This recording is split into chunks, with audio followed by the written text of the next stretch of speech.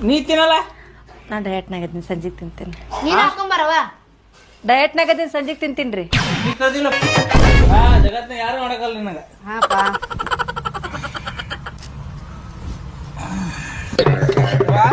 ಅಪ್ಪ ಏನತ್ತ ಯಾಕ ಸಂಡಸ್ ಬಂದಂಗ ಆಗತ್ತ ಹೋಗ್ಬಾ ಅಲ್ಲಿ ಪೈಖಾನಿಗೆ ಬೆಳಗ್ಗೆ ಹೋಗಿಲ್ಲ ಏನ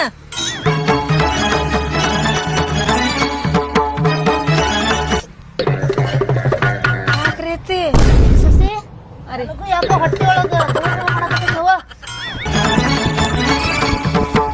ಮಗನ ಜಲ್ದಿ ಬಾ ನೀರ್ ಹಾಕಿಲ್ಲವನ ಇಪ್ಪ ನಾ ಹಾಕ್ತೇನೆ ಹೋಗತ್ತಾಗ